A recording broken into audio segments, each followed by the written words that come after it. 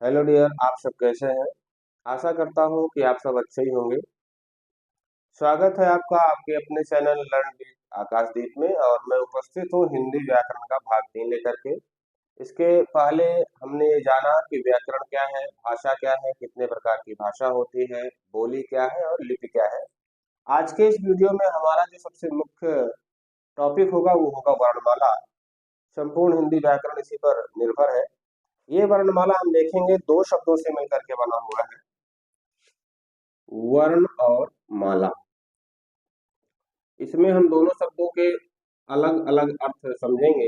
ये वर्ण क्या है, सबसे पहला प्रश्न ये होना चाहिए आपके मस्तिष्क में।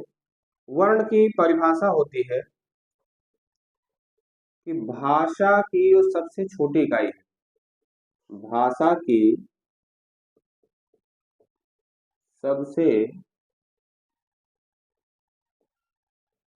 छोटी इकाई को वर्ण कहते हैं।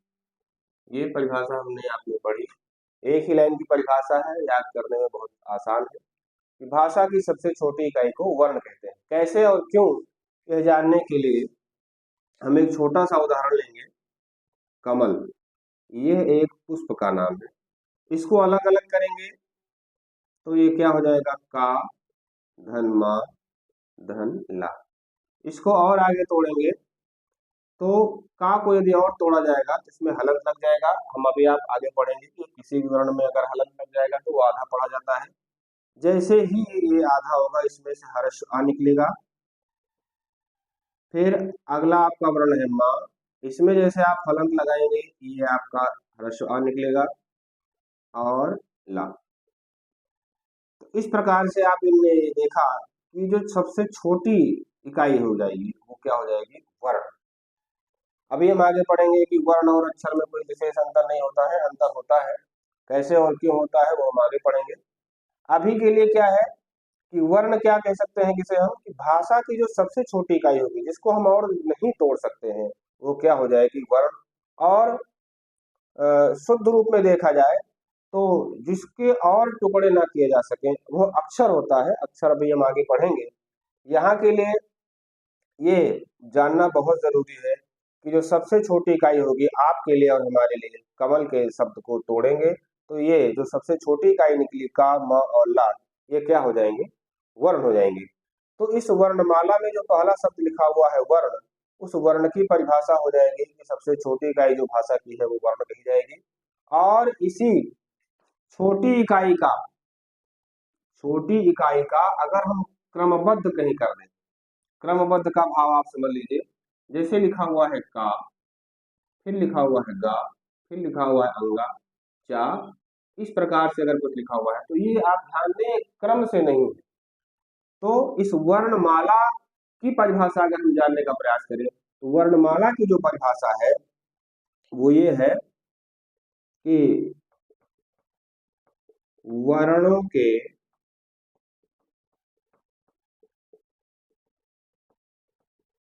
क्रमबद्ध समूह को, वर्णों के क्रमबद्ध समूह को वर्णमाला कहा जाता है। परिभाषा के आधार पर आप पाएंगे कि अगर इनमें इन वर्णों के बीच में क्रम नहीं है तो वह वर्णमाला नहीं होगा।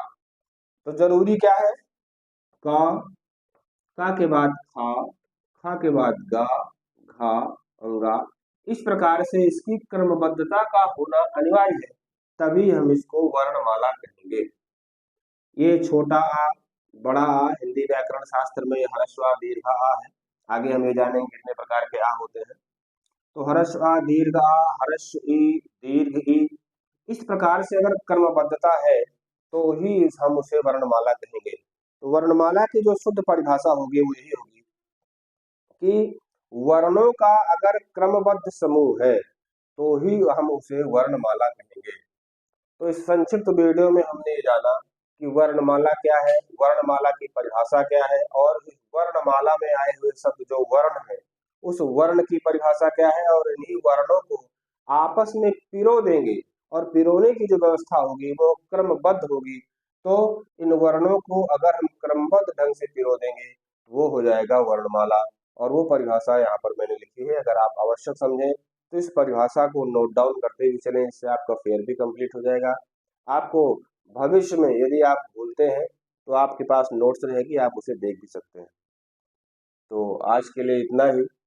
धन्यवाद। जय हिंद।